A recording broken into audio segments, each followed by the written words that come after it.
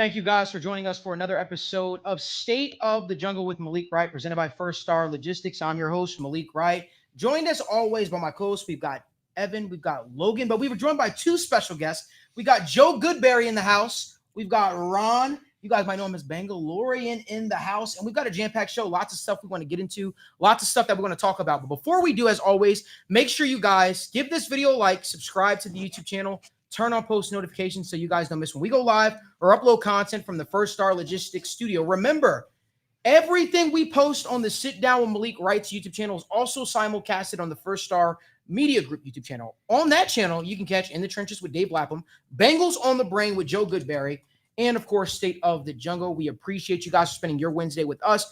Without further ado, boys, it's good to have you guys here. Love it. Love being here. Love it. Pumped to be here. This is a professional setup you guys got. It's just pretty sick. Joe, how about you, man? It's been a while since we've seen each other.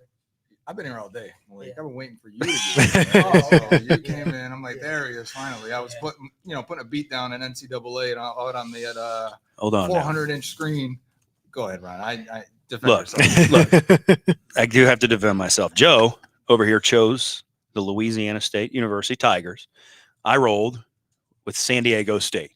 Now there's a disparity there, right? Just a little bit. A little bit of a disparity. And I still put 28 points up on you. Disparaging the good name of the Aztecs? I know, unfair, right? But we decided to because it said there was skill leveling. So when we were picking teams, we were like, we got to stay both under 80 overall. And I'm like, okay, I'll pick LSU. Well, it wasn't at first. I was going to pick Memphis Tigers again. And then the skill level was changing for whatever team he was picking. So I said, we got an even matchup here because it made us both an 89. Let's go. We got in the game. Was not. Well, listen, I have also lost to Joe. Admittedly, it wasn't. Listen, to be fair, there was a little bit of a, some other people were probably on an easier setting when they played me, but I did lose to Joe. I lost to Joe. I lost to Joe in Madden, live from the First Star Logistics Beach House in Florida, and that's still something that grinds my gears. Still something I'm still pretty upset about, but it's all good. I'll get him back. I'll get him back. I heard it was a significantly emotional event for you to lose to Goodberry. Me to lose to anybody. I'm a pretty competitive person, but man. No, you don't have anything to, hang your hat on, Ron. We're all getting back into the game. I loved your speech that you gave where you were talking about taking over your program. My program. And how excited you were for it. And we have a lot of people that watch the show are also, EA college football sports fans. I know a lot of people wanted us to do our breakdown of it. We're not going to do that this show, but one thing I do want to do a breakdown on, I want Joe to sort of talk to us. I guess sort of the first thing we can talk about is, you're coming out with a greatest Bengals of all time list, so to speak, right? I'm really curious because I saw Vontaze Burfict's name pop up on there. I know he was at like in the 36, right? I kind of want to know what went into that process, right? A lot like your Joe Goodberry guidebook that you did for the entire roster, but maybe you can touch a little bit more on sort of what evaluation went into you breaking down this sort of greatest Bengals players of all time. Yeah, so I tried to stay away from the player evaluation in this process. And I started with, okay, how can you even begin to rank these players, right? So the first thing I did was say, okay, how many years did you play for the Bengals? How many games did you play for the Bengals, right? Let's honor the guys who played the longest in Cincinnati. And then I used Pro Football Reference's Hall of Fame score, which gives a score to every single player that has ever played in the NFL and how their stats stack up against players that have made the Hall of Fame. So they've got a whole formula on that, and they give out a score 1 to 100, I believe. I mean, you can go above that because Anthony Munoz is stupid high. But as we can expect, Anthony Munoz is in the Hall of Fame. So, of course, his score is high. But I use that, and I also use their approximate value for their career. And I divided that by how many years they did play in Cincinnati. No, how many games. Give us an approximate value per game for each player. And then once that spit out a formula and give us rankings, and it was pretty close, I gave them the only input I gave on this was a legacy score, which was how do we view the players 20 years later, 30 years later, 5 years later, whatever it may be.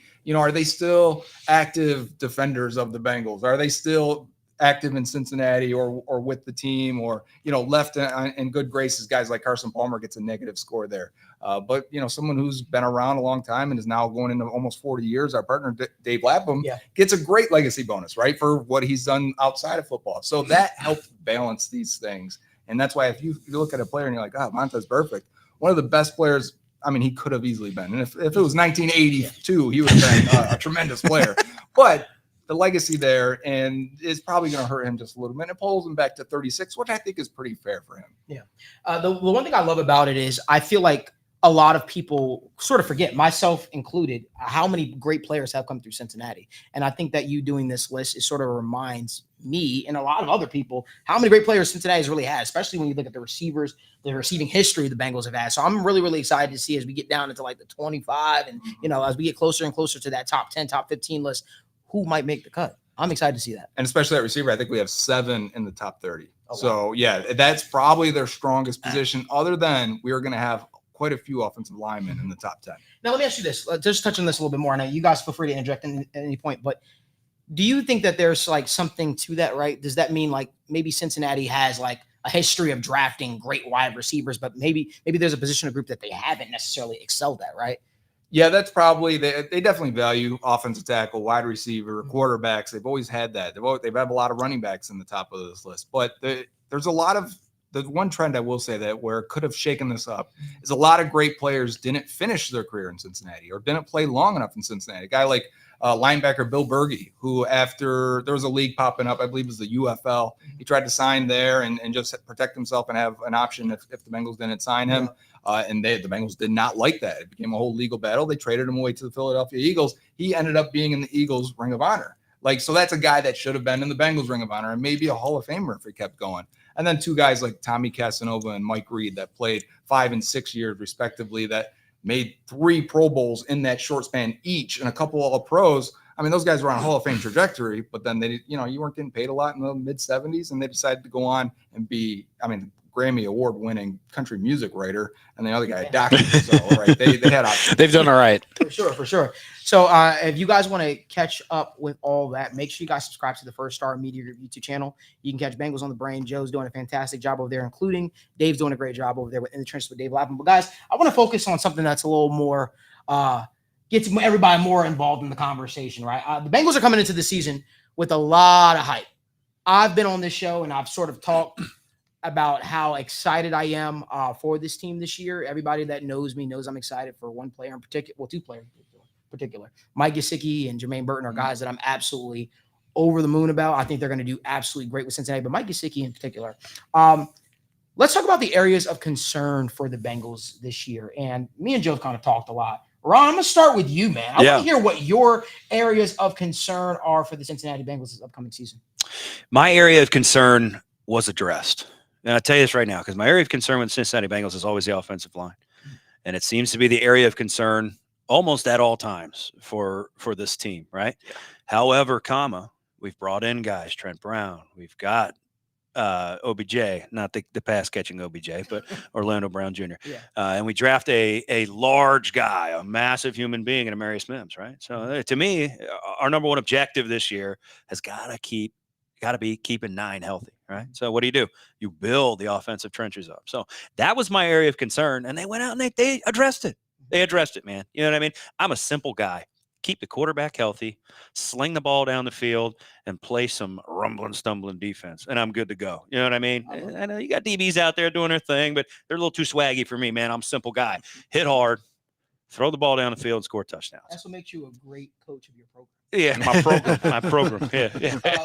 Logan, I want you to touch on a little bit. What are some areas of concern? I know you've kind of touched on it in weeks past, but maybe the audience needs a little bit of a reminder. I think the thing it's halfway of a concern, halfway I'm just I don't know how they're going to approach it. And that's just a secondary. I think Lou in the past few years have kind of said that, you don't really rotate people in and out in the secondary. We're going to ride the people who are out there. But I don't really know if you can do that this year. There's so much talent. There's so many different bodies. There's so many different skill sets. So I think I'm kind of just looking to what's going to give. If it's going to be his rotation comments, if it's just going to be one person, kind of playing to their strengths. We got so many good safeties. We got so many bodies that can play corner, but we don't really know who's going to do what. So I'm just kind of really interested to see how that looks out. And sometimes when you kind of have all of that, it takes a while to get in the groove to find out what direction you really want to do, and that can lead to some mistakes early on. So I'm just interested to see how quickly they can kind of figure out that rotation in the secondary, or however they're going to play a secondary in general. Go ahead. Yeah, no, I think a big question mark is going to be Dax Hill, right? Yeah, I mean, where's that absolutely. guy going to end up? Yeah. We've seen where they've thrown him. We've seen what he can do. I mean, he's a little bit of a Swiss Army knife, right? So is that guy going to roll down, play that downward corner position? I mean, we got Battle back there. We got other guys that can do what he's able to do in the deep third. So I'm really curious to see where he ends up and how he actually fits into the equation. So I'm excited about that. There's so much talent in the room. I just don't know who's going to be on the field where. So it's just going to be interesting to see where they all end up. I agree with you. For me, I love to see the panic amongst Bengals fans at the slightest little things. Geno Stone puts out a tweet today, and it's the Cam Newton meme, and everybody's like, "Oh my God, what's happening?" Everybody seems to be, up in arms. It's the one where Cam Newton literally goes like this, like bet, like it's like basically like, I'm going to show you. Mm-hmm. If you were reading too much into it, because certainly because I'm talking about it on the show, I'm not reading too much into it. Of course not. Of course not, right? You would think that it has a negative, connotation to it. Yeah. You would think that there is an issue. You would think that he probably received some bad news. I wouldn't read too much into it. I think there's going to be a long off season, a lot of guys going to get a lot of opportunities, right? Mm-hmm. I talked about it a couple weeks ago where I felt like Geno Stone might have been the most uncovered guy in terms of like his signing kind of happened and then it just swept away after a little bit, right? But I feel like that's something that I sort of even wanted to highlight a little bit more. Evan, but I want to get you in here. Yeah, I want to echo what Logan said because I think really my key area of concern is just depth. Particularly for the interior offensive line and for the boundary corner. And if you look at the outside corner spot, you have DJ Ivey, who's going to be coming off the ACL injury and dealing with that. And we remember Geno Atkins was an amazing player. And that first year after that ACL, he still needed to work his way back, get more comfortable, learn to trust it, right?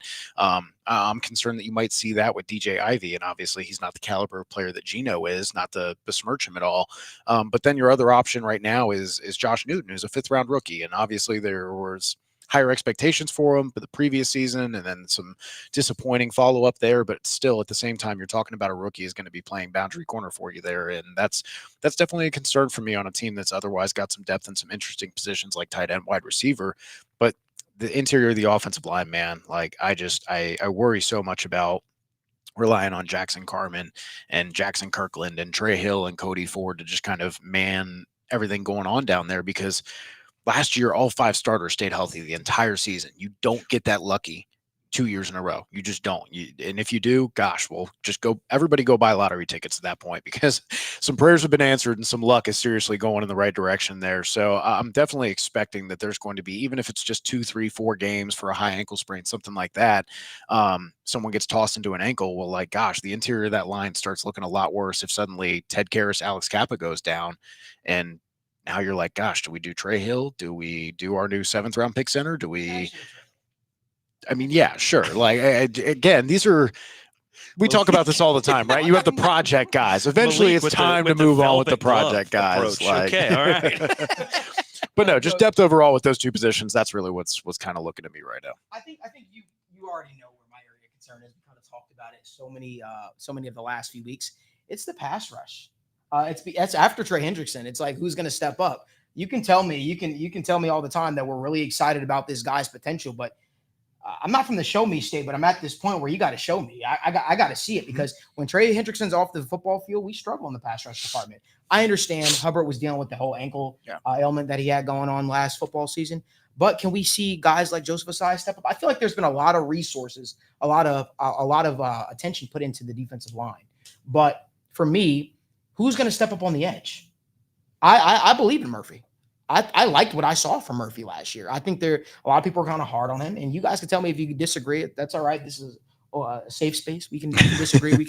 we can have that type of discussion. But I think that Myles Murphy has a lot to offer. I wonder, is he going to be that guy in year 2 that we can rely on consistently?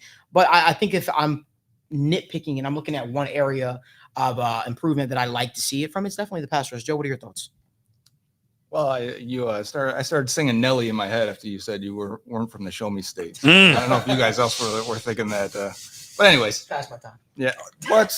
Come on. I'm from the Show Me State. You show me 7, I show you 8. Don't know The comments know it. Wow, Joe showing me hip hop. What?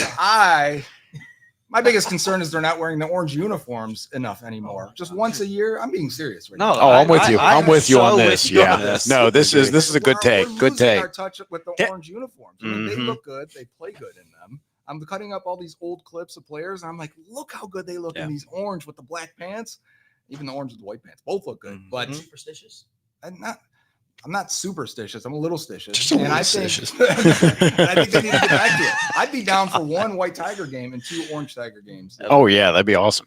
Are you an orange guy? I've seen a lot of mock-ups, orange jersey, orange pants, and I hear camera guys out there, Doster. I hear you out there. It's a nightmare to photograph, but guess what? It looks freaking cool. Yeah, but So, on primetime night games, Oh it my might God. look even better under and you cannot tell me that they would look faster. Oh yeah. Look good, play good. Well, you forgot.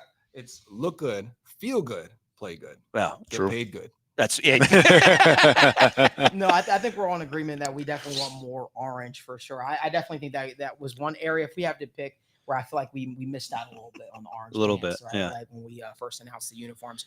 But I want to remind everybody, give this video a like, subscribe to the YouTube channel, turn on post notifications so you guys don't miss when we go live or upload content. And as we say every single week, drop your questions down in the comment section. You guys are a huge part of the show where we like to, obviously have that dedicated time in the show where we answer all of your questions. But let's talk about the Bengals and how good they could actually be. There's been a lot of hype about the Cincinnati Bengals this season. Joe Burrow, I've heard people say he's an MVP candidate this year. People not named Malik Wright said that Joe Burrow would pass for 44 some odd touchdown passes this year. I want to hear what you guys thoughts. Like, what are your thoughts on the true ceiling of this Bengals football team, and what do you think might go into that? I'll tell you one thing I'll say before I pass it over to Evan.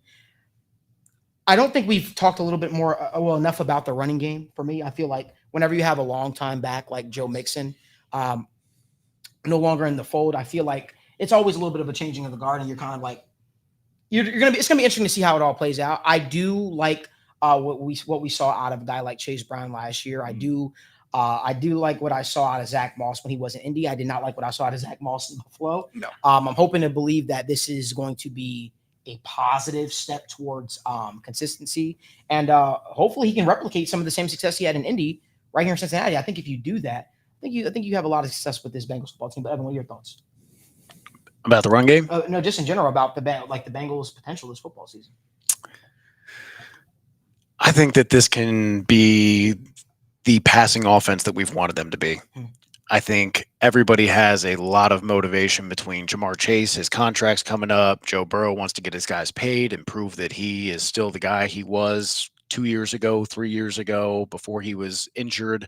Talked last show about how he was PFF's highest graded passer over the last 3 seasons. It was the highest graded passer in both of those seasons as well.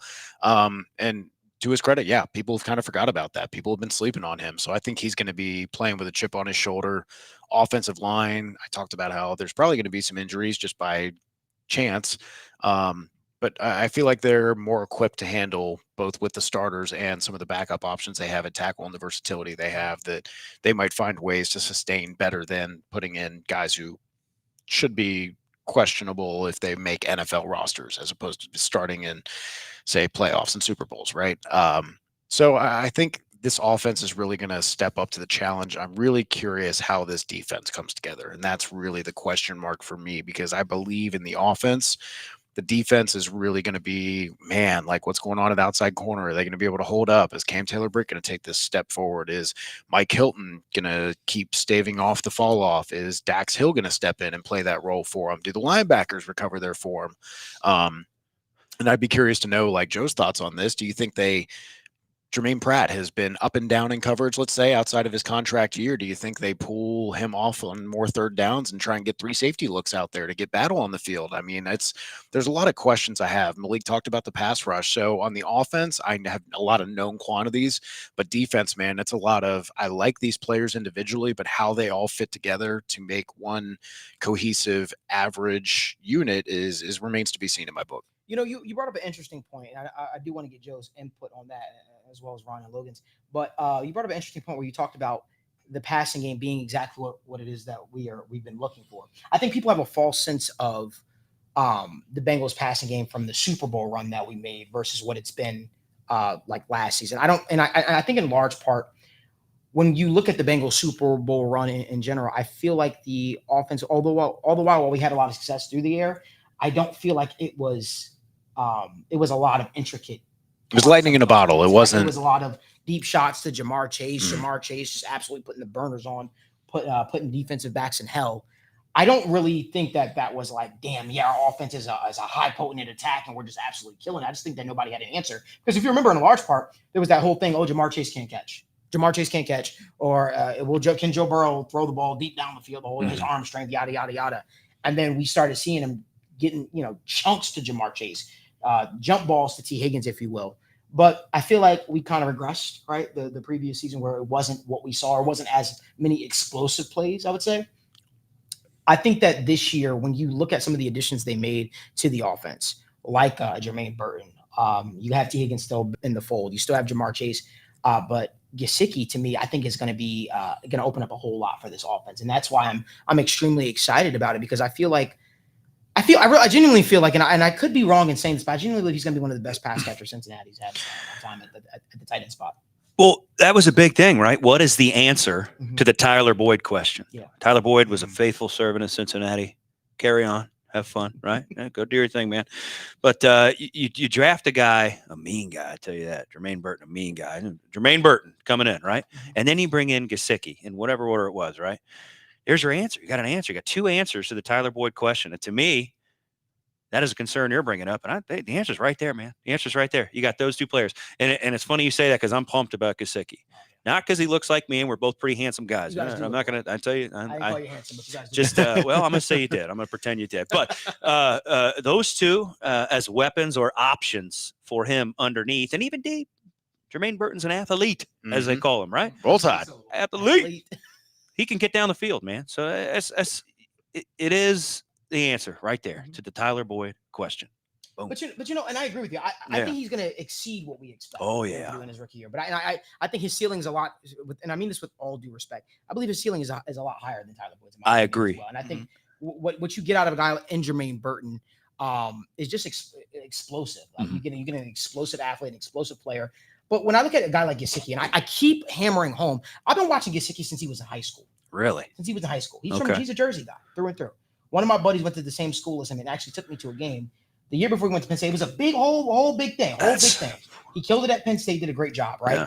This is a guy that I think instantly comes in, and I've been on record saying this. I think he has the second best hands on the team behind Jamar Chase. I believe that. Mike Gesicki is an absolute problem. And I think that, he's that tweener, slot receiver, tight end. What is he exactly? He's a mismatch. That's the best way I could put it. And then it sucks for him because I know that he wanted to come to Cincinnati a couple years back. Cincinnati didn't necessarily move the needle, I guess, to get him. He signed with the New England Patriots. Hey, thought it was going to be a great homecoming. Hey, I'm going back home.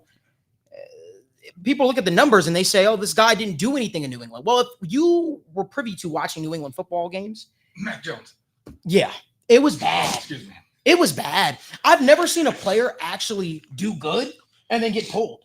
I saw Mike Gesicki literally make insane catches for the New England Patriots, and you might see him make one or two catches in a game. You probably won't see him for the rest of the game. Yeah. To me, it made no sense, and I get it. You have Hunter Henry there, but to me, every single time the guy got an opportunity, he showed up. And the people are like, well, he hasn't done anything recently. Well, we know that he can do it, right? We know he can do it. We saw him do it in Miami. Well, his last year in Miami, you name me a tight end in Mike McDaniel's offense that does well. It's not a tight end, friendly system, if you will. But his first couple years in Miami, 700 yards, right? This is what this guy could do. He is a difference maker, and people might look at him. I know he's 27, 28 years old now. Whatever the case may be. This is the guy we're talking about that does not have a lot of tread on the tires. This is the guy that still can reach his second wind, so to speak, in Cincinnati. And I just think that when you talk about it, I don't think Joe Burrow has had the opportunity to throw to a tight end quite like him. Well, and you got to think too. He's coming in to Joe Burrow. You just said it right there. Look, we got Joe Burrow in the squad, all right? Yeah. Now, I love Tua. Tua's a fun guy to watch, but there were games out there where Tua hit his head so hard he couldn't remember his own damn name. So that's what he was dealing with down in Miami, and it is what it is. And there's no hate towards Tua, no hate towards Miami. I got no beef with Miami. McDaniels is a cool guy, but when you come here and you start playing with Joe Burrow, Come on. Yeah. Come on. It speaks for itself. It speaks for itself. And I'm happy that both sides could actually come together and make this a reality. I've kind of spoke at a nauseating pace when it comes to Mike Gesicki and how excited. You mentioned him about 4.5 million times. Is that right? 4.5 million times. Yeah. Right? Is that his salary? Yeah, that was his salary for the Patriots. His salary, I think, Yeah. was $2.5 He was running the train for Mike Gesicki. What was that, 2 seasons ago? I was the biggest Mike. This show is absolutely unhinged already. God damn it. No, but like I was the biggest Mike Gesicki guy for the longest time, and then my focus started to switch because once Cincinnati didn't make a true offer to go after the guy, I said, okay, maybe he's just not their style of tight end. Maybe they want these guys that are just people forgot about, if you will, and they can kind of do it all, if you will. And now that's Mike Gesicki. But Mike Gesicki, no. I know. I'm saying he's been forgotten about because he was in a run-first scheme that didn't utilize him, and then Matt Patricia happened, and then Bill O'Brien happened, and 100%. yeah. And that's why I'm excited about it because I know what that guy can. I think all Bengals fans. This is what's going to be. This is how it's going to be at the end of the season. Bengals drafted all these tight ends: Eric All, Tanner McLaughlin. No pun intended. What? Drafted all. Oh gosh. I'm just here for the comic Oh relief. my God. Keep going with Clearly. the analysis. But here's the thing, though. I feel like once we see the numbers he's going to put up, I think Bengals fans are going to be like, hey, let's sign this guy back. Let's really, really sign this guy back. They're going to forget about the tight ends that they drafted. And unfortunately, we are probably looking at a one-and-done season type deal in Cincinnati because of the tight ends that they have drafted. But I think that I really pray Mike Gesicki goes out there and put on a clinic to the point where he makes the Bengals have to make a decision. Because it's not a guy that you could just easily replace. He's not. There's a reason why Travis Kelce jumped on his podcast and he said, God damn it, he's one of my favorite tight ends in the National Football League. There's a reason behind it. Malik in his car. Help me, Mike Gesicki, please bring a Super Bowl. Bring a Help Super me, Tom Bowl. Cruise. Help me, Mike Gesicki. Mike Gesicki, bring a Super Bowl to this program, please. I'll sell bumper stickers with your name on them. You don't know how this show is. Oh, Kevin, I'm sorry. No, this show is crazy. It's my fault. But no, it's great. I can't speak enough how great this guy is actually going to be in Cincinnati. That's how pumped up I am about it. And I hope that everybody's just excited as I am. I think they will be. I'm calling it right now. If I got a bold prediction, week 1, the Bengals take on the New England Patriots. Mike Gesicki gets a little bit of revenge. He scores two touchdowns. Two. If you would have said one. No, he scores 2. He scores 2. I don't think Jamar Chase scores a touchdown week 1. I think Mike Gesicki scores. Gritties, huh? I think we see two Two skedaddles. 2 skedaddles. That's what they call it, right? The skedaddle. That's what they.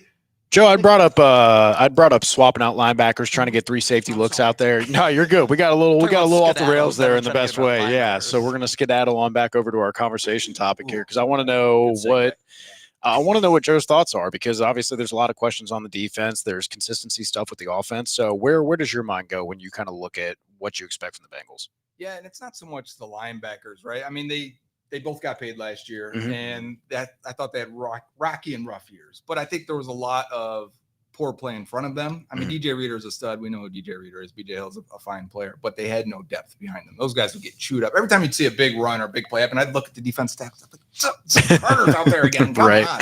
We cannot keep doing this. Josh Tupou. No, shout out to Josh Tupou. But, Hey, do you know he tackled Lamar Jackson one time? And it was great. Yeah. Ran him down. That's I also tackled 2 at once. That didn't go very well. Whoa, geez, come on. Oh, You no. guys brought it up twice over there. Hey. Ouch. Woo. Hey, Shots fired. Let me tell you something. He's not going to remember we brought it up. So hey, Oh, God. keep talking. I have a question, though, about this linebacker situation we got right now. So you got Jermaine Pratt, clamps, right? Once he gets a hold of you, you're going down, does brother. I have tell you strong what, hands. yeah, he's got them big old hands. You got Logan Wilson, the interception machine. Where's the mean streak? Do we need a Vontez there? Is that the missing point to this equation? Because we've got Logan. I'll tell you what, Logan's the nicest guy you ever met him, shook his hand, humble brag, nice guy. Jermaine Pratt, excellent athlete.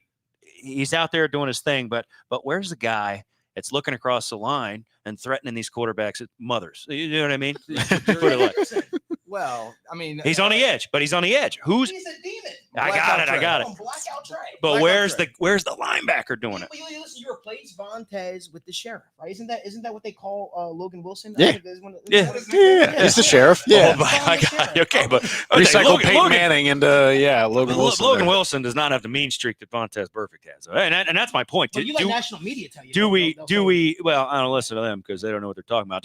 Do we need that Vontez Murphy mean streak back there, you think we're all right. I think that you have a guy I think every defense needs a guy that's going to be the enforcer. I think the Bengals have the enforcer with a guy like Trey Hendrickson, but then you forget you bring back Von Bell, who Yeah. literally is the enforcer. Great point. Right? Von Bell is a guy that he's not going to allow your defense to be bullied. And that's why I think the signing of Von Bell is so significant, not just for what he's going to bring onto the table, right, from on the actual field. I'm talking about for these young players. Mhm. He's like his type of, like, I don't know. Have you had a conversation with Dax Hill? Dax Hill is the nicest guy. Yeah. Super nice. Mike Hilton, he's a nice guy too. He's a little bit of he's got a little feisty side to him, but when I look at it, I don't feel like any of those guys. I'm sorry. Evan keeps telling me I need to bring this mic closer to me, so that's what I'm going to do. No, just talk into the microphone. Gotcha, know? brother. Gotcha. So when I look at it, I do think the Bengals needed a guy like Von Bell that would bring that type of nasty type of mentality, but I don't necessarily think bringing a guy like Vontez Burfict or getting a guy like that is necessarily necessary. I think he was good for the time because Cincinnati was getting to when we were getting bullied a little bit like that. He might have been good to have back in 2018, 2019 when teams are putting up 50, 60 points on our heads, but we're not going to talk about that. Logan, what are your thoughts though? I kind of been yapping about a lot.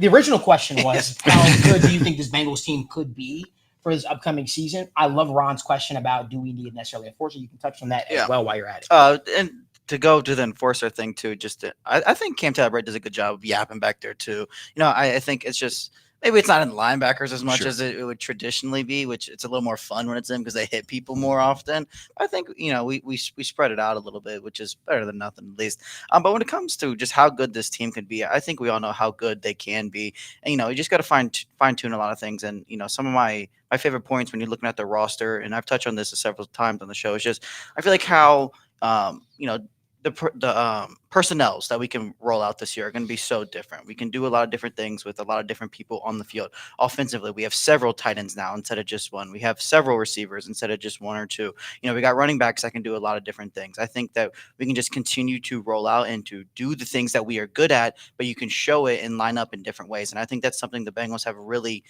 missed in the last few years. We saw it a little bit last year when things were getting a little healthier. We went under center a few times. We started getting a little creative, but the more and more that you can just do what you're good at, but just do it in different ways, it just makes things easier for you. I just think that we finally have a roster, both offensively and defensively, where you can stick to your guns, but you can show it in more ways. You can get more creative. And I think that's something this team hasn't really done. And when they do it really well, and they dominate good teams very well. So if you can get a whole season out of that, it's just going to create more success as the year goes on. So what I'm thinking when we're talking about this in your question, it's kind of led, you almost hit to it.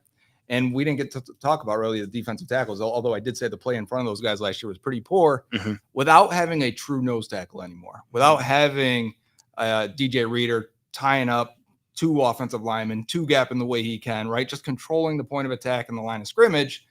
You may need that thumper. So this is less about a tone setter at safety or Trey Hendrickson blacking out or Cam Taylor Britt being a good tackler and a yapper.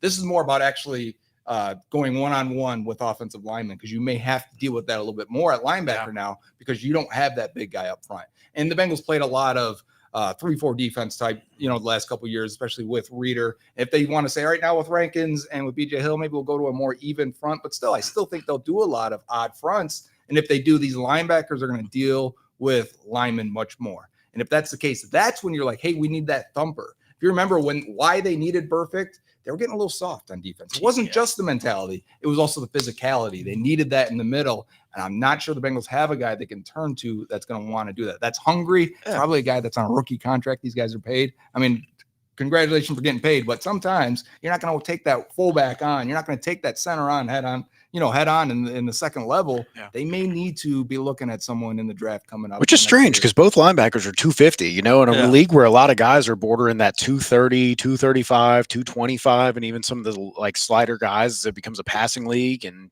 coverage gets valued more than the traditional run stopper, just like nose tackle. But you're right. If you don't have that nose tackle that frees you up so many other places that can compensate for that lack, I mean, it may be something that they need to look at more is, hey, we might need to trend toward a skill set that can be run first and then we can work on passing after. I actually love that point that you brought up just now. I have a few good ones every once in a while. Sort of how the linebackers are 250, whatever the case may be.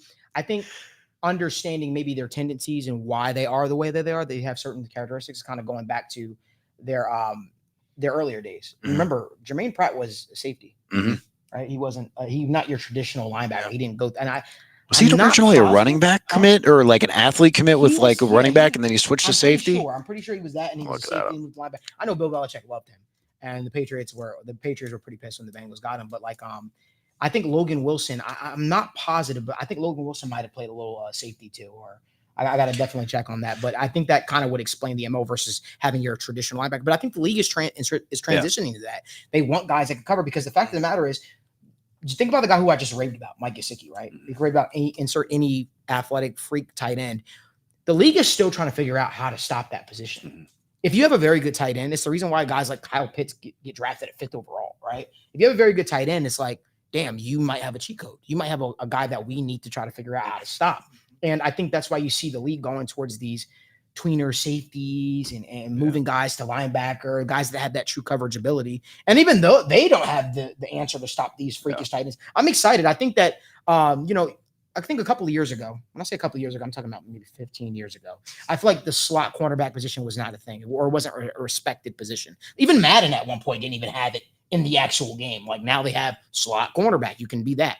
And I remember there was a point in time where people are like, oh, what's like a slot cornerback? Why is a slot cornerback worth that kind of money? Mhm. Yeah. Slot cornerbacks can make the world of difference. Who was the one for the Broncos? Who was it that who was it? Chris Harris. Chris Harris. Yeah, Chris Harris was one of those guys where it was like, yeah, he was one of the best slot corners in the league, and people couldn't realize. They're just like, oh, he's just a slot. It's like, no, this guy's a really good freaking corner. You have a guy in the slot, he could shut a lot of stuff down, right? Because like I figure like a lot of teams, if they could chew you up in the middle, that's what they'll do. They'll do that. And I there was the one guy that the Jets had a couple years ago. I forgot what his name was. He played with the Falcons and the Jets. But I remember what's his name? Brandon Poole. And I remember every offseason, Bengals fans are like, let's sign Brandon Poole. Let's sign Brandon Poole. And then you look at a guy like Darqueze Dennard. Darqueze Dennard probably slotted better, no pun intended there, in the slot. But he was playing that outside position. One of his best years was playing the interior for the Bengals. Just like, I feel like I guess the whole point I'm trying to make is the tight end spot. I think that in a couple of years, we might have a designated position for someone trying to slow down the tight end spot. I don't know what it's going to be called. The Dex Hill. Called Dax Hill. Yeah, I was about to say. Yeah, that's the Dax. But Ron, I know there's something you wanted to No, you covered it. Yeah, the league is just trending that way. It's a more athletic league than it was when Vontez was back there he was damn knocking good, skulls. too. Yeah, he was. Well, that's what Joe brought up a good point, and we can go back to the original point here. But that's what it was. The defensive line was weak, and they were getting bullied. And Vontez was not around here, partner, not around here. And he'd get in there and he'd let them know, hey, you are not going to bully these defensive linemen. I'm going to hit you across the middle, and you're going to feel it. And you're going to call a penalty on us in a playoff game in the Steelers. We don't need to relive that, but then it is what it is, And we're being honest. I mean, we talk about Vontez perfect, right? Like, I know a lot of people kind of like look at it and they're like, oh, Vontez was a beast. Even at ASU, he was. He was just unhinged. That's really what it was. He's easily top 5 Bengal of all time for me. Just I like mean dudes, so he's up there for me, man. Scary dude. I hear you. So what we're gonna do now is we're gonna get to some of the questions. We've got a lot of questions floating in. Guys, drop your questions down in the comment section. Not just to ask me, but you ask Evan, Joe, Ron, Logan. We're looking forward to answer some of your questions. I know Marissa sent me a couple of them right here, but before we do, make sure you guys give this video a like, subscribe to the YouTube channel, turn on post notifications so you guys don't miss when we go live. Also, subscribe to the First Star Media Group YouTube channel. There you guys can catch In the Trenches with Dave Lapham, Bengals on the Brain with Joe Goodberry, and so much more, including State of the Jungle. That being said, let's jump to them. Somebody asked Malik, Diddy, my guy, he says, Malik's Wi-Fi fixed. You're cool like that, oh my God. Next question. Next question. All right. That's crazy. That's nuts. Yeah, that's nuts. That's crazy. Literally. Oh my God. Here's my question: why'd you read that off just so cleanly like that? My you can't God. put anything in front of him. He'll read anything on the prompter. Okay. I will read. I mean, listen, this is a show for the people, but you guys are crazy. Oh, Somebody I got a said bad so. joke. So Diddy said, Malik, does your Wi-Fi get fixed? It did. So what happened was actually a landscaper cut down one of our our cords and then hit it. So it wasn't actually my Wi-Fi. So I apologize to Spectrum. You pay for a landscaper to come in? We're not doing this. This is what the people want to know, Malik. Who's handling your business? I'm out It there was- cutting grass. Got to It was watch out his- for those fiber optic Get it cables, right, man. Joe. He's Can't got be a cutting the landscaper, He's got a coax. florist. He's Oh, got a guy that Could you imagine? He's got a cobbler. Gets the shoes right. You know what I'm saying? Hey. So Benjamin Harris says, "Hey Joe, do you think with all the adding at defensive back the last few years, the team starts focusing more on depth positions?" What does he mean by Gravitas. that? With all the adding of defensive backs in the Right. last few years, do they start looking at depth positions? Yeah. Do they start adding depth to the position? Oh, have they? Right. Well, they start focusing more on depth positions. So basically, it's saying he looks at the cornerback room, the defensive back room that the Bengals Mhm. have, and he says to them that, "Hey, it's deep." I think the call's coming from inside the position room. If we're being honest, I think Oh, cornerback is that needs coming some from depth. Dax Hill? No. What he's saying I is he's saying the Bengals' depth at cornerback is so great. Will the Bengals start to focus on the depth in other positions, essentially?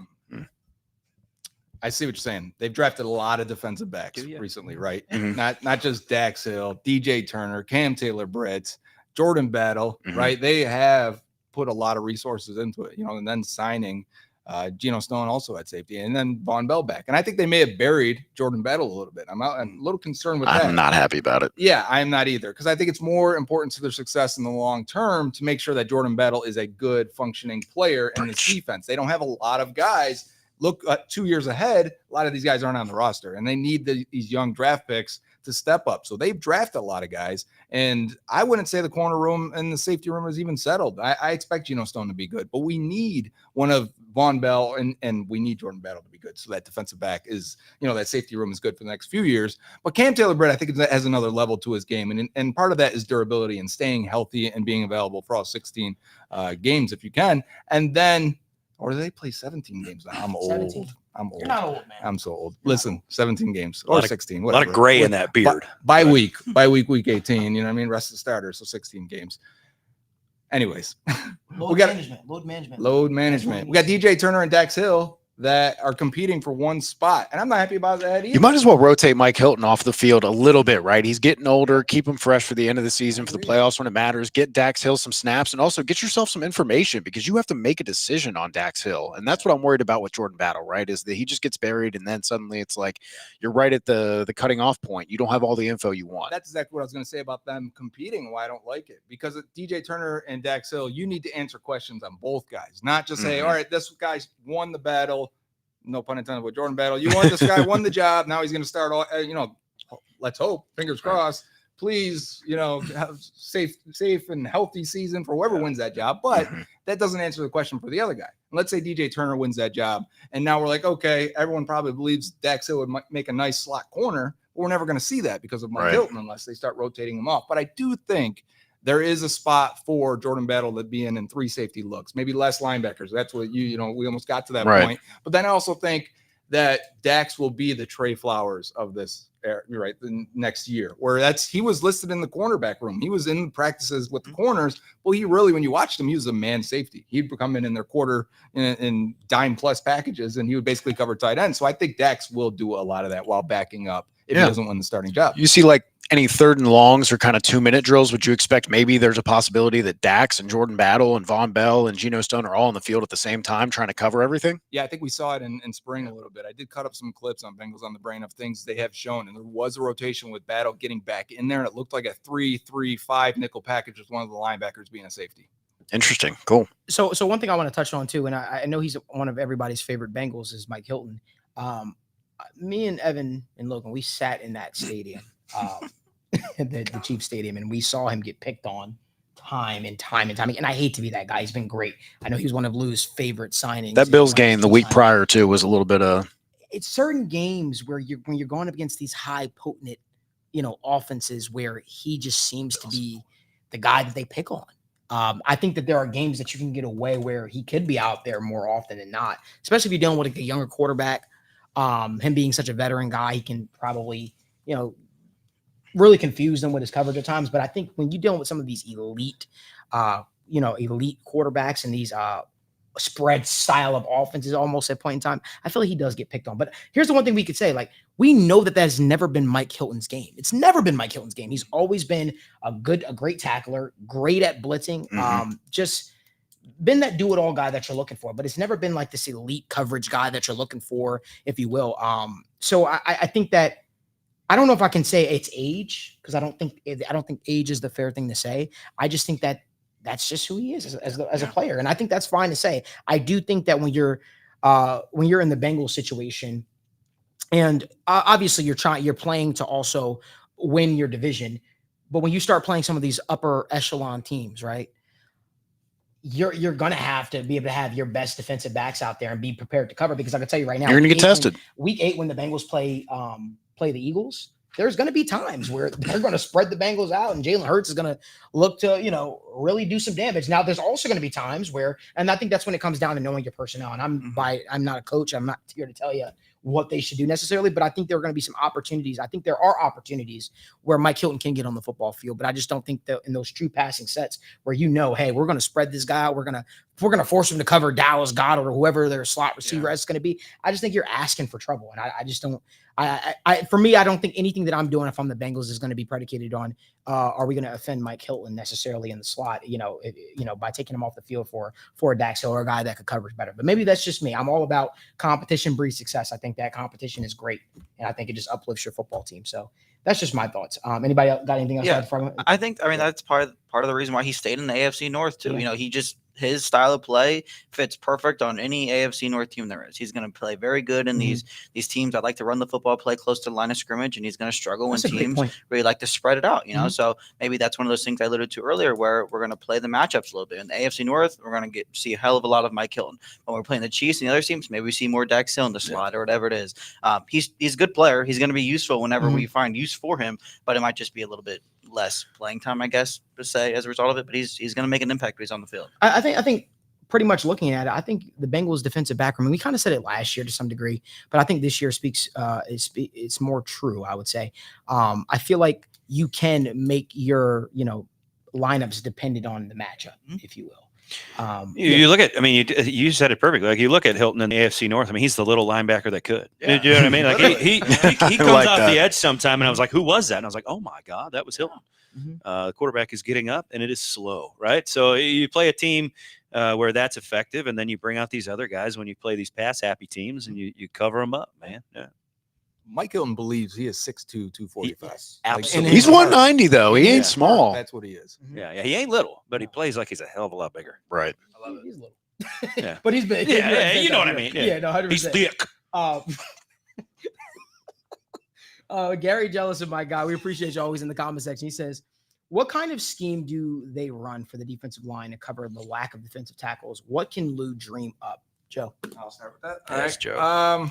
I touched on it a little bit. They're going to have to go 4-man fronts, go more even fronts. I think they want to be quicker and faster, penetrating a little bit more. This is a team that ever since they lost Larry Ogunjobi, their tackles for losses have dropped off. And I think you want to create penetration and chaos in the backfield. And this defense has really struggled to do that. For as good as the defense has been, and they've been opportune and they made big plays, and Luke can draw up some schemes, I think the middle of that defense has struggled to cause the chaos required to be a top-end defense. So getting a Sheldon Rankins, replacing DJ Reader with a guy like that, and then drafting 2 other defensive tackles, they knew they needed to be different at that spot, and they're going to be. And that may mean, on one hand, you are a little bit less stout against the run, and you can't 2-gap as well with one big guy in the middle. But on the other hand, that means you penetrate a little bit more often and get tackles for a loss and get tackles in the backfield, and instantly, 1 tackle for a loss, let's say first down run, and now it's 2nd and 13. Now you have 2 passing downs. Like, that's how you increase your pass rush potential. And if not, and if they're gaining 4.5 every carry on you because you can't hold the point of attack on the other hand, well, then you're never going to get in pass rushing situations. So it's got to work, and they've got to be able to get upfield. Joe, I actually want you to touch on this a little bit more. You, Evan, Ron, Logan, either one of you guys can also pitch in at any point in time. But I feel like there's like a negative a negative thought process. I mean, anytime you lose a guy like DJ Reader, it's a massive loss. DJ Reader was huge, but I think people kind of over analyze how many true nose tackles there are, elite nose tackles there are in football. There aren't a lot of them anymore. Like, like it's not like we're one of the teams in, if you will, in the NFL that don't have a true run stopper, an absolute beast of a person. The Damon Harrisons, the Michael Pierces, like Geno Atkins was not the run stopper that DJ Reader was, right? You're gonna get your defensive front is going to change. The defensive tackle room is going to look look a little bit different, especially when you look at it. You have some young players there, but I think a lot of questions we've been getting is how does it work, right? With Sheldon Rankins now in the fold, and you would think that Sheldon Rankins and BJ Hill kind of do similar things, if you will, both rushing the passer. But can you touch on a little more that even though you lost DJ Reader, your defense line is going to look different. You don't have that true elite nose tackle. You still could have a productive, room. Yeah, so you don't have to have a nose tackle, right? You can have a nose tackle by committee. You can have a McKinley Jackson. Sheldon Rankins has done it, and he did it for the Texans. They're a defense that did not have a true nose tackle, and that's a good defense. Well, I mean, given the talent they had last year, and they made it, into the second round of the playoffs. But BJ Hill has also done it. He's got more size and bulk of a traditional nose tackle. But if you look around the league, and I think, Evan, you and I during free agency, when they lost him, we tweeted similar things at the same time. Like there's only like 8 true nose tackles in the league. Right. And that means most teams are not rolling one out there. Yeah. It's either a committee approach or a guy that can do both. And I think BJ Hill and Sheldon Rankins can do that. So they will have their options. We will see somebody playing nose tackle. It's not like they just don't have a nose tackle now, but you don't have a DJ Reader is my point, because that guy was special. I think those true, like even the top nose tackles were playing like 300-ish snaps, and just in the scheme of a full season, like, yeah, it's an important thing that you want to have. It's a tool you want in your tool belt, but at the same time, you have other ways you can work around it, right? So I think that's something important to consider too. Yeah, it's just more normal to not have a good one than it is to have a good one. So it's just going to be different for us because we've had a good one. But there's still plenty of ways you can work around it. Yeah, they're like you said, they're gonna have speed, and that's where the penetration is going to come from. I mean, losing Reader sucked. He was a fan favorite. I have a Reader jersey. I mean, in the words of Michael Scott, I don't hate it. I just don't like it at all, and it's stupid that he's gone. Right? It sucks. So, yeah, everybody loved Reader.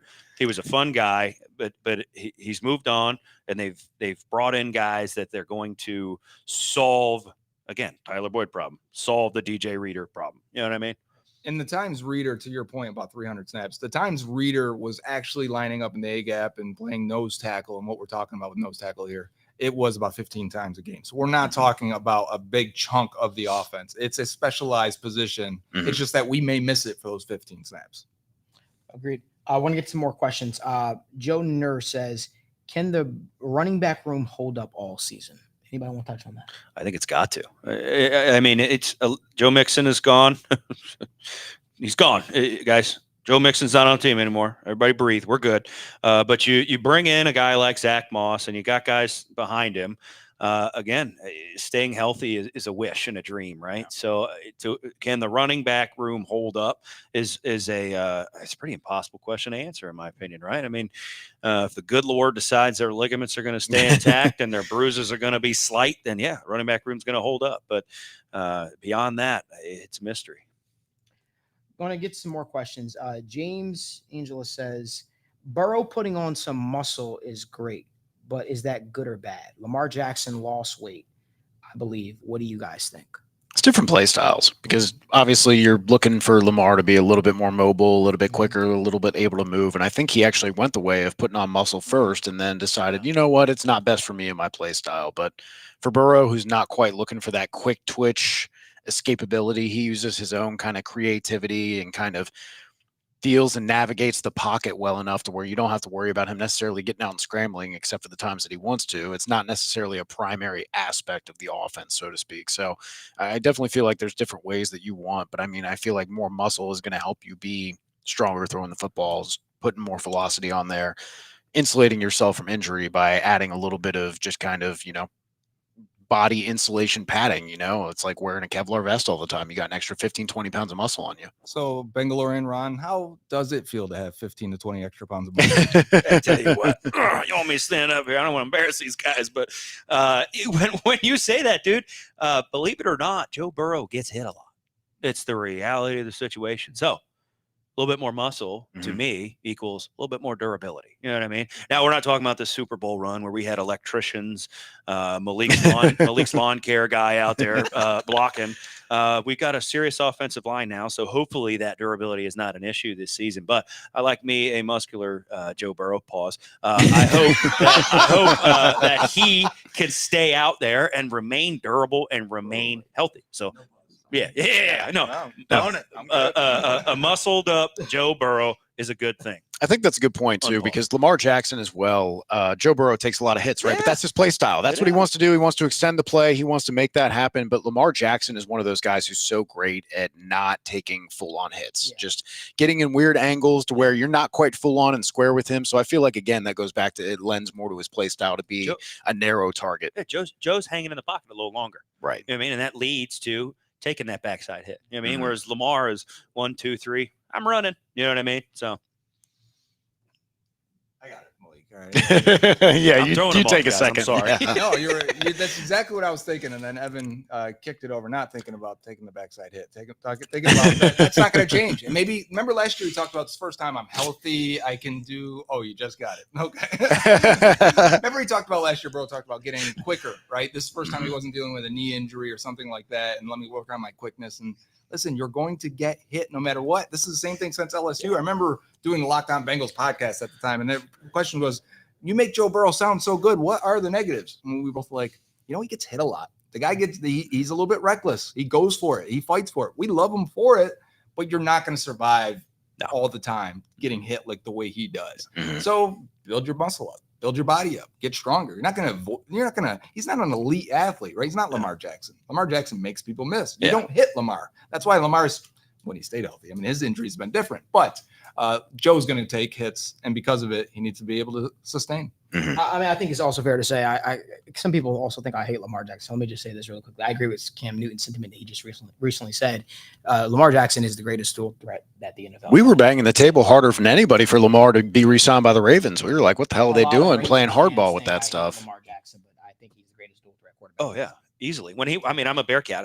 I watched him going to Bearcats games just light us up. I mean, when he was coming out of Louisville and we were dealing with what's the next answer at quarterback. And there were people, I know Rapine was pounding for him. I was quietly pounding for him. It's because before I got on Twitter and stuff, but I mean, he's right. Yeah. Oh, Billy's a nice guy, but he is. That's what you want to say about like your kid's teacher, like the pastor. You don't want to say that about your starting offensive lineman. Flower guy. Yeah. Nice guy. He's really nice. Yeah. I love getting football questions, like true football questions. And Gary Jellison asked us, he says, I just lost it. I have it again. Okay. Have the additions to the receiving crew and better pass game running backs, will that be able to break cover 2 schemes? I can start if you want, because I didn't get to talk about the offense earlier when you guys were talking about 2021, 2022, and how it changed and how it screwed up our perception a little bit of what it was. Because 2021, they were a highly explosive downfield offense, but they were extremely inefficient and inconsistent. They had to fix that. They were forced to fix that in 2022. And they were forced when defenses said, we're not going to let you guys throw bombs over our head anymore. Figure it out. And it took them a month, remember? And then they became the #1 efficiency team against cover 2. And like they were, it went down to 6.8 yards per attempt. But at the same time, they were super efficient. And they were, that was what was going to lead them back to the Super Bowl. It wasn't the big plays, right? They got very close in the AFC Championship game, although they had a couple nice explosive plays downfield, which was almost got them back in there, which I think we got to 2023 and we said, all right, both versions are good, but let's marry that, right? Let's have high efficiency with explosive plays because you need explosive plays. One explosive play on a drive increases your chances of scoring on that drive by 4 times as likely. You know what I'm saying? You need that. One explosive play. Yeah. That can be a run of 15 or a throw of 20. So we didn't have that with Mixon. You didn't have that with Tyler Boyd. You needed to change those pieces. You didn't have it at tight end either, right? So they had to figure that part out. And I think this year when you see Gesicki and you bring back Tanner Hudson, who was a nice surprise to them, took them too long. Burrow was done by the time we realized what Tanner Hudson could be. So you add that to the tight end room. You add Jermaine Burton with inside-outside versatility, downfield threat. The guy was almost perfect on downfield plus targets. So you get that, and you're saying, okay, The receivers, we've got that now. We're more explosive. And we didn't even talk about Andre Yosivas and Charlie Jones. I mean, those two guys are fast, right? Yep. They can be downfield weapons or weapons after the catch and may provide you opportunities to get Jamar Chase in the slot, which may unlock him his final last level. Wide receiver ones, the last few years in fantasy, they spend half of their time in the slot. We need to get Jamar Chase in the slot more to give him easier targets, let him break some from the inside. I think the Bengals will want to do that, and that's why Jermaine Burton was so appealing to them. But also, if Andre Yosivas did take another step, and it sounds like he did, we may see him on the field and Jamar Chase in the slot. It sounds like fun, right? We can do a lot of fun things with that. The last key piece is pass protection, of course, and I think that's where Zach Moss comes in because he's your RB1 now can pass protect. They haven't had that. Yep. And then number two, now you can have a committee approach at running back. They couldn't do it before. Their lead back did not like that. They didn't want to ruffle any feathers. Now you have guys that you can mix around at will and get explosive plays out of Chase Brown, which we have not got in the running game with Joe Burrow. I mean, the first time the coming out party was when we were down at the First Star Beach House, Jacksonville game, right? Chase Brown, I was like, "Ooh, he's not going to break." What a night! Game. And Humble, he did. And Jake Brown, humble brag, right? Oh, it was an awesome time. Maybe next time we'll bring Ron with us, right? But it was a great time. And Jake Browning didn't do anything crazy. It was his weapons making plays after the catch for the most part, and that was Just making the right reads on the little levels concepts. Yeah, just taking what was there. Now insert Joe Burrow into that. Mm-hmm. It's we have, I don't know if this is the right term, an embarrassment of riches on offense this year. Like our weapons, like it's like I listen to people, pundits and national media ops, as the cool kids say they're not explosive, they're not going to do anything, and I just look at them and I say, boy, have you lost your damn mind? Because I'll help you find it. Like, do you see what we've got on this roster? And if 9's healthy, you're done. I'm sorry, we're going to be explosive this year. You know, Joe, you actually touched on something that I was kind of thinking about and workshopping my take for like my prediction for this season. And I think Jamar Chase ends up playing career high in the slot, ends up with career high receptions because of it, and maybe yards. But at the same time, I think his ADOT will be the lowest of his career as a result. But at the same time, we've seen what he can do after the catch, man. Just being able to put him with a two-way go on these guys and maybe just catch the defense kind of slipping if you move him around in the motion and suddenly they're trying to communicate, and next thing you know, you got a linebacker on Jamar Chase trying to cover him. Like, oh man, you're going to get some people with that. Imagine Mike Hilton on the other side needing to cover Jamar Chase in the slot. We kind of ragged on Hilton a little bit in it for his coverage abilities, but other teams are going to feel that same way about their guy if Chase is in the slot. Right. We had another question in here. Somebody asked, do you see a world in which Mims is right tackle and Trent Brown slides over to guard?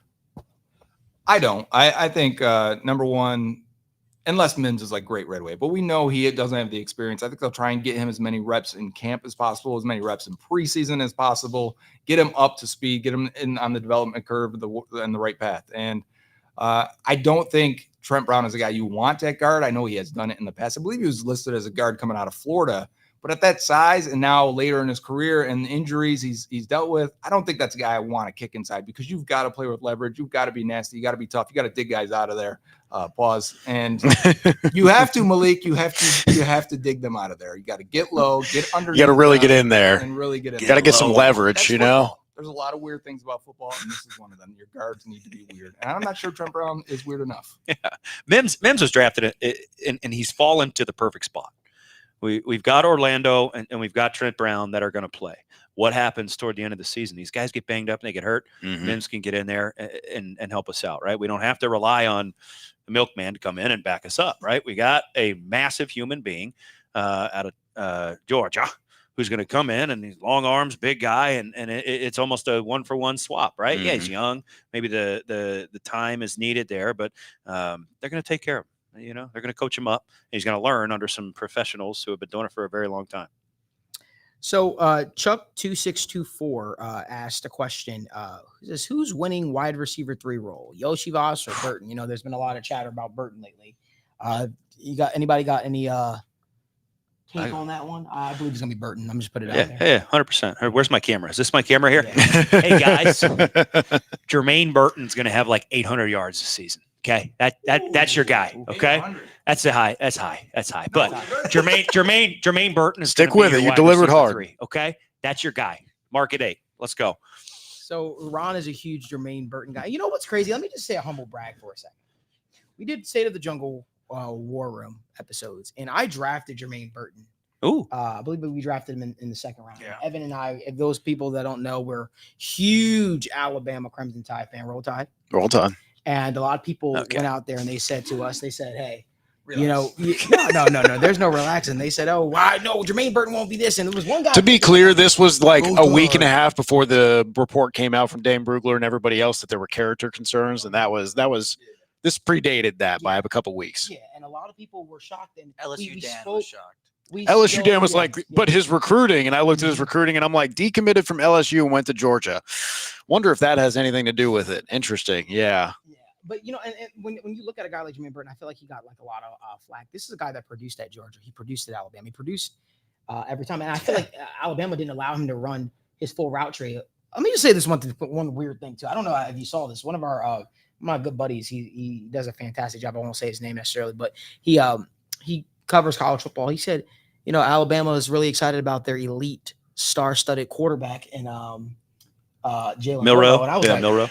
I was like, huh? Well, He like, made like, so- big time leaps Yes. from like the first couple weeks, but like the quarterback you settle on, Yeah. like you want to kind of like rewrap it and then repackage it and Yeah. send it to sell it to me next year and I be guess like, this so. is this elite gift I've And- given and- you. And the reason why I brought that up is because when we were discussing Jermaine Burton, and I was like, this guy Jermaine Burton, who I felt like he was running slants and go routes. With Bryce, he was Yeah. playing a little bit more in the slot. I think it Yeah. was about 40% in the slot, Yeah. doing a lot more of the underneath stuff. And then, like you said, with Jalen Milrow, when they said, "Hey, we're gonna run the Blake Sims power offense and then just chuck it deep whenever we Yeah. feel like we can make it," that was, I mean, the ADOT was like 20 yards for him, and he was still, like Joe said, like one of the best downfield receivers, despite being a smaller guy, because he's so good at timing and finding ways to win in leverage and I'm just high happy point the people came ball. around to the pick because Yeah. this is a guy that when you look at his talent is undeniable. And one of Orion Sparks says you drafted him in round 2, sir.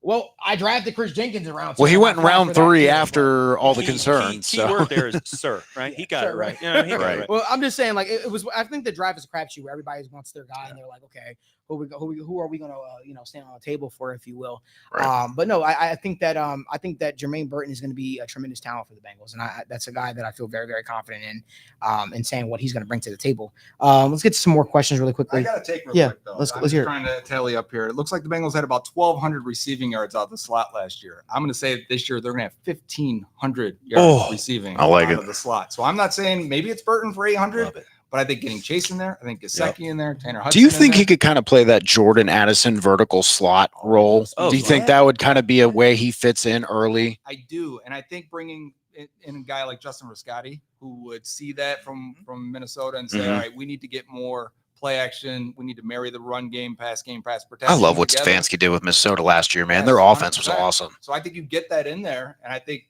with the tight ends, with the Charlie Jones, Andre Yosubaj, and Jermaine Burton, and Jamar Chase getting in there, they're going to have big numbers in the slot. I agree. You got to feel very, very confident about what this offense can produce. I would say it's awesome seeing the leaps and strides. I would say that Zach Taylor has made as well as a play caller. If you follow me, I've been pretty. Yeah, I've been one of those guys that's like, the offense needs to. You've been pretty vocal. I've been pretty vocal about it. Yeah. I still will be. I'm looking. Listen, I will never be that guy that covers this team that is like everything is great, peaches and roses. If things are. If I have questions about things, I'll talk about them. If I feel like, you're trotting out a rookie quarterback who hasn't played and you're running the ball 10 times or 8 times and you go away from it. That's stupidity. I'll say that. Ryan Finley paper. No. I'm talking about the what's his face?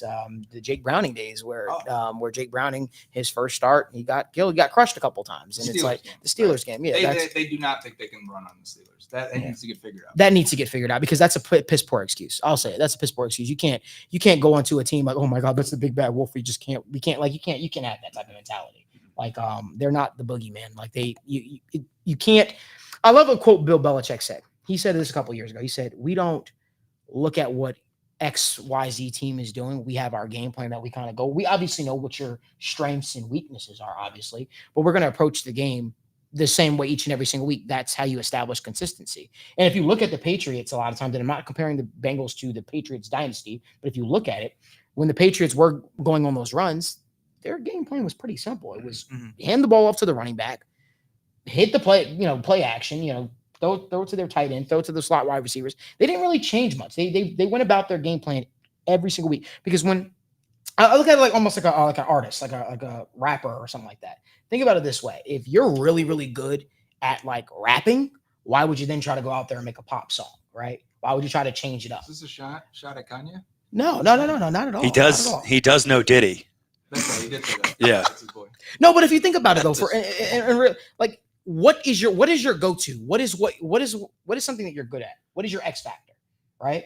The Patriots, what they do on a consistent basis is they stay true to their game plan. Yeah. They run the ball, they hand it off to their running backs, they hit you with the play action. They almost play a boring style of football that, well, they used to at least, where it would almost force you to like I don't even know what the right word is. They tried it with Mac Jones. It necessarily didn't work because obviously he's not Tom Brady necessarily, but it's Well, they do the basics really well. yeah. Offense, defense, special teams. They focus on the three phases of football. They understand that there's three phases of football. But like you think about it, the Patriots will do things that aren't working in the first quarter, in the second quarter, and in the fourth quarter it breaks through. Yeah. There was a game a couple of years ago where they were facing the Falcons. You guys remember that? When Mac Jones, it was like his second year or first year, they were losing the entire game. Special teams made a big play. Then one thing fell after the other. The Falcons just completely broke down, and they never changed what they did. They never went. Doesn't sound like the Falcons. Yeah, the Falcons always want to leave, but no, they didn't change what they did. They continued to run the football. They continued with the play action passes. Yeah, they didn't change who they were. They stayed true to their identity. And for me, when I look at the Bengals, I look at them and I say, okay, what is their calling card? What is their identity? Is it the year we made the Super Bowl run? It was the big chunks to Jamar Chase, the whole 9 yards, deep down the field. Okay, what is going to be the offensive identity this year? What is going to be your calling card if XYZ is not working? Malik, I want to know what's your calling card. What's your X factor? What are you good at? What are you on third and long? You need a play. What are you calling? it ain't being nice internet providers. I can tell you that. Yeah, that's true. Are you saying if I'm calling as a coach or what I'm calling in general? You as a person. Put me up. You. Not my friends that are on the show, but you put me up against any other sports person out there. I'm a pretty good debater, I think. Yeah, I think I can debate. I could see I think that. so. I think Master so. Bader, yeah. State of the Union with Malik, I right? think that I'm pretty good at debating people, and I do a good job at articulating myself. I think at times you guys are unhinged.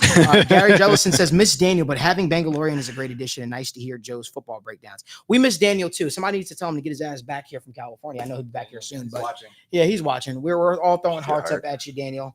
Heart emojis in the Get well chat. soon, buddy. Yeah, there's nothing.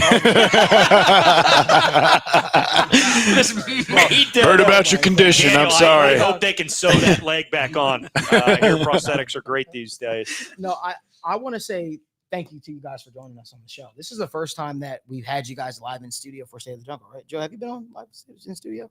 No, you've I don't been think on so. before. I think Oh, yeah, we've for done sure. so. Yeah, but we got to do stuff like this more often. Ron, it was great having you on. You're an unhinged man. Yeah. Sorry to all the mothers out there. I apologize.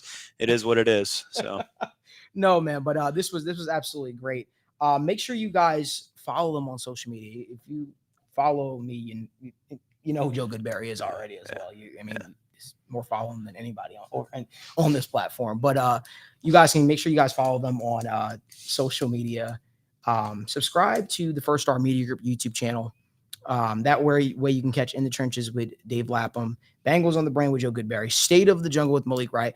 We guys got you covered all football season with so much content. I know Ron does a great show with him and Drew Garrison over there, man. And Drew, where you at, man? Where you at, man? Drew is having fun in the sun right now. He just Yeah. got a new boat, so he's big time. Man. So somebody also asked this, what are you doing in town, or how was it you being in town with First Star? Oh, that's right. Yep. Yeah, so it's my 1 year anniversary since joining on with the First Star Media Group. Yep. Did you get them chocolates? You got chocolate? Did you get them chocolates? Yeah. You bring some flowers and chocolates. It's your 1 year anniversary. You can't show up empty handed. Ah, man. All Joe brought here was an ass whooping on a new NCAA game for me to be on the recipient end of. That's all he brought. On the 400-inch screen, which you Yep. got to see.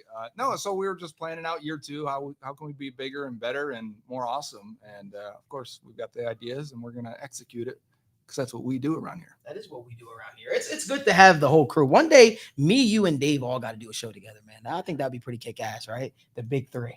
A little season kickoff or something? Other than the draft show, yeah, huh? A little season kickoff, That would like a be little nice. season That would be opener nice. type deal? I got to coordinate with our guy Dave Burt over there, man. got to make something happen. Got to make something pretty cool happen. But we want to thank you guys so much for tuning into another episode of State of the Jungle. We appreciate you guys are spending your Wednesday nights with us. Make sure you guys give this video a like, subscribe to both YouTube channels, the First Star Media Group and the Sit Down Malik Wright's YouTube channel. But until next time, as always, Who Dat?